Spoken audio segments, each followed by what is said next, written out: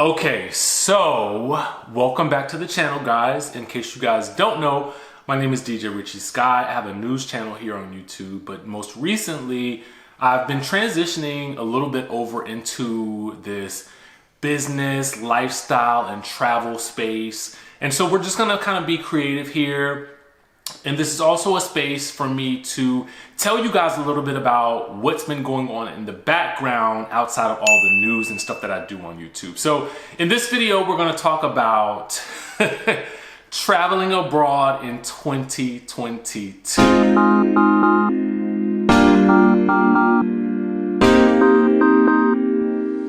Now, listen, if you have been following this channel for a little while, since we've been in operation, you know that I do like to travel quite a bit, and I always like to vlog my travels and, you know, kind of share the experience with you guys. And so I wanted to do this video because, well, it's travel related, and I wanted to tell you guys some of the frustrations I have experienced with trying to travel abroad during the time of a panorama, a pandy. You know exactly what I'm talking about. The 5-letter word that rhymes with C, okay? So, just to give you guys a little bit of perspective, we had a trip scheduled for New Year's to South Africa, to Cape Town specifically. Now, I've been to Cape Town before. I went in 2014. I used the same travel planner that I used in 2014. In 2014, when we went, let me tell you something, it was amazing. It was such an amazing experience. You know, we went on a wine tour, we went on a safari, we went to the Cape of Good Hope, we went to the top of Table Mountain. You know, it was such a magical experience. And then just to be, you know, as a black person, someone who has grown up here, you know, in the United States, to actually travel to Africa and just experience the motherland. Let me tell you something, it was just amazing. But, you know, I thought to myself, this would be a great trip for my friends and I to experience for New Year's for this year. So I said, okay, who do we get to plan it? I know just the person, got our travel agent, all that kind of stuff, everything booked. Boom, okay? Now, I'm gonna go ahead and tell you that things started to go awry relatively quickly early on into the process. And I learned a lot of lessons during this travel process along the way that I'm gonna share with you guys. So if you guys are planning trips abroad anytime in 2022, listen, you're gonna wanna watch this video because I'm gonna give you guys the nitty-gritty of what happened to me, and I'm gonna tell you my 5 top tips for traveling in 2022, and I'm gonna give you guys the why they are my top 5 tips by telling you exactly what happened to me, okay? Tip number 1. Now, this is just my opinion, okay? So take that as you will. But in my opinion, if you are traveling from the United States to another country, get a hotel or an all-inclusive resort. In my opinion, I would not get an Airbnb overseas if you are traveling from the United States to any other country outside of the United States. Get a hotel, get yourself a resort. And here is why. Now, Airbnb, for the most part, from what I can see, is very, they lean favorably towards the host or the owner of the establishment that you're staying in. So what I mean by that is this. For us, we had rented this nice villa, okay? A nice little villa. Nice villa. Oh my God, nice villa. Villa for 10, let me tell you. And, you know, like, over time, you know, obviously there's the payments that you have to make. You know, with Airbnb, you'll do half, you know, now, and then you'll do half after a certain point in time. After a certain date, you know, there's a point where you can no longer get a refund for your deposit should something go wrong. And traveling in a panorama, You just never know what can go wrong. For instance, we had a situation where there's a whole new variant that comes out, okay? And it's coming, the data is coming from South Africa. So they're the first to really put it out there that there's this new variant that's going around. And so what happens is there's this mass panic, this mass exodus of South Africa. You know, they start canceling flights. They have all these travel restrictions, you know, for anyone coming out of South Africa. And it's just mass panic. Even to this day, there's still panic, okay? And this just happened about maybe 3 weeks ago that there was this news that came out. And so by the time you watch this video, I would say like the end of November of 2021, okay? So just to give you guys context, because I don't know when I'm gonna edit this video and when it's gonna be out, but I did wanna make sure that I gave you guys the proper time context, right? So, you know, we still have our final payment due for the villa. And so a large portion of our travel party decided that they did not want to go. And listen, I cannot blame them for that. I don't listen, everybody has to make their choices, and even we had decided to cancel at a certain point, right? And so what ends up happening is that when you book through Airbnb, it's really up to the owner to determine whether or not they want to give you a refund back for your deposit after the date has passed for which you can technically get a refund, right? So if we book the trip in, like we booked the trip in May, you know, the end of that date for us to get a refund back was like, I think September the 9th or something like that. So we're in November at this point, and so the owner is like, well, you know, everyone's trying to cancel right now because of the panorama. So because we can't give everybody the cancellation, we're giving nobody the cancellation, so no one is getting a refund back, okay? Now, for those of you guys who don't know, when you are paying for an Airbnb, you are either paying with your own money out for your deposit, okay? Or you're paying as a group for your deposit. Now, unfortunately, or fortunately, depends on how you look at it. For me, there were two of us that really put down the deposit, right? It was a large chunk of money because we were also paying for some other people just to simplify the process, right? So the other people who had paid for their portion of the trip, that money went to the travel agent, and the travel agent was able to refund their money back. But for Airbnb, because that money that the travel agent had, we had not received that money yet to pay for the rest of the Airbnb, the two of us, were stuck not being able to get our money back. So now we're stuck, okay? So this is why I would say if you get a hotel, you would not have this problem. You would be able to cancel usually up to about 24 to 48 hours before you actually arrive. You would not have this issue at all. And so that is why I make the recommendation that if you are traveling from the United States to another country, book yourself a hotel, book yourself a resort where you can get that cancellation done easily within about 24 to 48 hours should something go wrong, right? Okay, so that's number one. Number two, personally, I say book everything with a credit card. Now, I'm a big fan of doing this in general because I just think that, you know, number one, you want to get the miles and stuff like that. If you have a travel card or something like that, I like to say book everything with your American Express specifically, okay? Specifically American Express. And the reason I say that is because American Express really values and favors the customer. You know what I'm saying? And I just think that they're just one of the safest cards to have. Now, every place doesn't accept American Express, but usually when you're traveling, when you're trying to book hotels, I would definitely recommend using an American Express card or any type of credit card for that matter. Because if something should go wrong and there is some, I don't know, organization or, you know, travel organization or something like that that's not willing to give you a refund, American Express is going to definitely give you your money back, and then they're going to really advocate on your behalf with their disputes to ensure that you are able to get your money back, okay? So that's number two. So that's why I say do not book with cash, your debit card, or anything like that. Use a credit card, okay? Because you just don't know what could go wrong. Oh, and let me go back to number one. Again, it is specifically for if you are a United States citizen.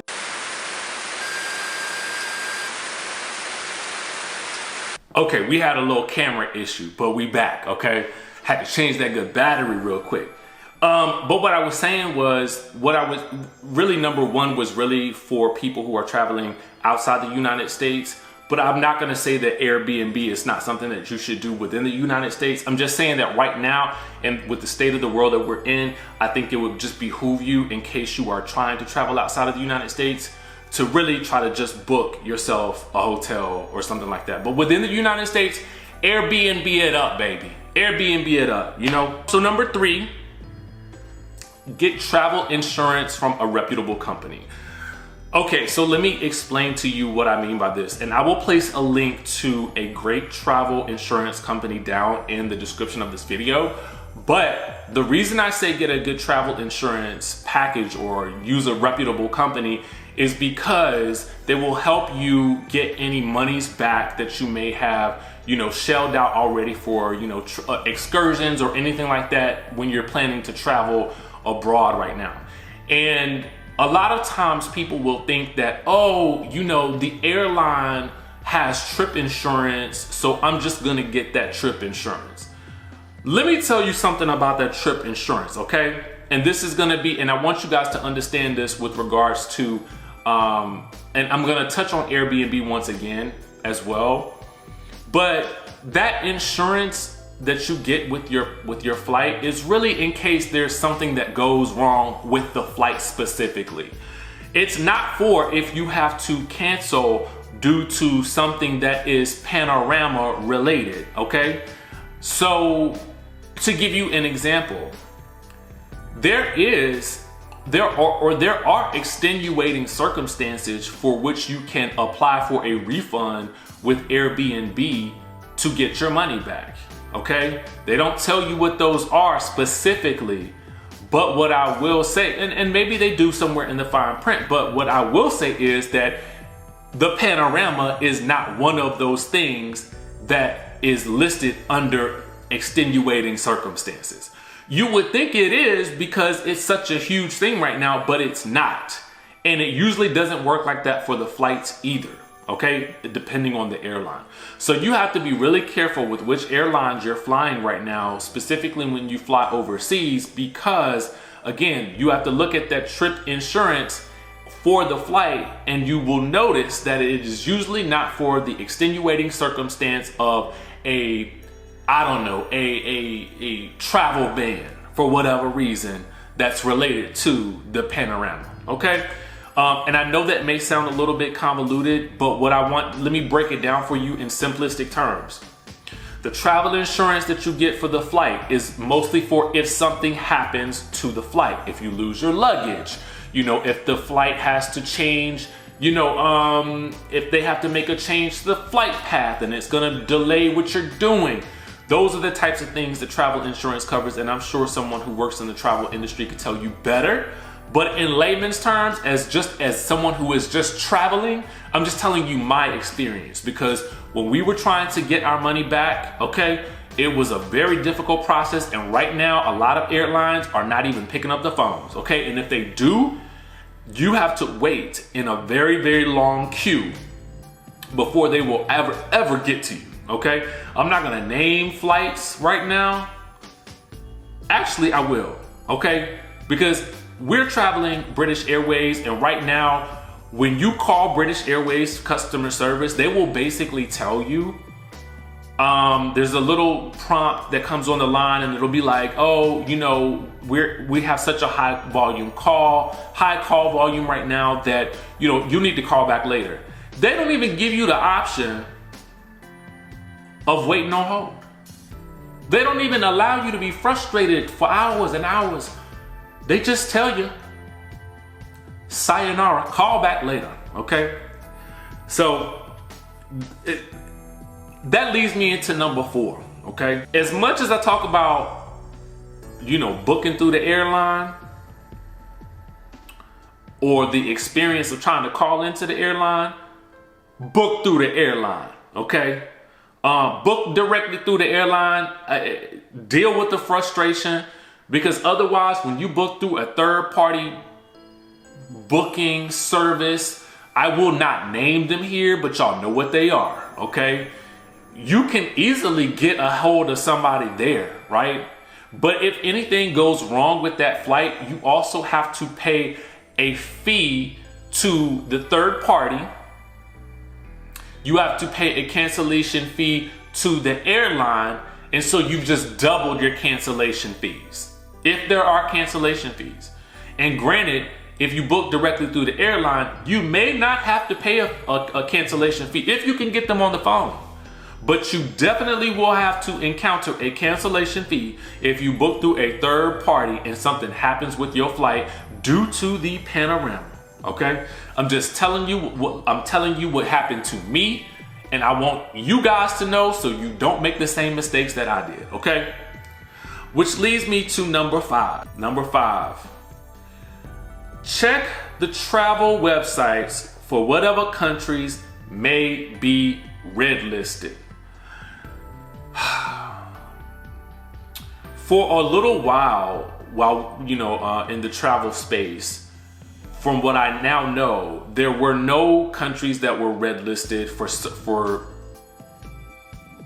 the most part, because a lot of countries were dealing with the panorama in their own different ways, and so there wasn't really like a major travel ban for that specifically. Of course, if you check the State Department websites, they will tell you some countries you may not want to travel to because of this, that, and the third, or whatever the case may be. But I'm talking specifically with regards to the panorama. Just make sure you check the State Department or the country's website for which you are traveling to or from, okay? And understand what the panorama protocols are for getting into that country and getting out of that country. Understand this well in advance, plan well in advance so that you don't run into any issues. You need to find out if there are any apps that you need to download that will show, vaccination information. You need to make sure that you have tested within the appropriate amount of time before your flight. Okay, it's before. What I've learned is it's before your flight. If you guys have learned something different, let me know in the chat down below. But I have learned that the time frame, because it's confusing. Some places will say you have to have a test within 24 hours, and it sounds like they mean of getting within the country, right? Back in the United States or whatever the case may be. But it is usually about 24 hours before your flight, all right? Unless you are making some stops along the way, like that you're gonna be getting off the plane and venturing out into cities and stuff like that. But for the most part, that's the case. So hopefully your flight is connect, and come right on back home, right? So just understand whatever those protocols are, and you will be, I would say, on the safe end. Now, having said all that, I am still going to Cape Town as of right now. As of now, I'm still going. But, you just want to be careful when making your travel plans in this day and age at this point, because again, things could change at a moment's notice, and you just want to be ready for any and all things that could possibly occur. So this is why I wanted to make this video, because it's just such a huge thing, and I want people to know before they actually set sail, to head out on these trips or whatever they have, going on. And I wanted to share my experience specifically because it's been crazy and it's been stressful. And we finally gotten things down to where I think it's going to be an amazing trip. Of course, we will be, vlogging the trip, and, I will also tell you about anything that I experienced while I was traveling. But for the most part, this is what's happening. with travel as you head into 2022. So I just want you guys to be careful and aware of all of these things. That's it for this video. If you guys like this video, please give it a thumbs up. I would love it if you subscribe to the channel, because we're going to be doing more travel updates, more business updates, more lifestyle updates as well. And if there's other topics that you guys want me to cover, I will definitely cover those as well. Until then, I will see you in the next video.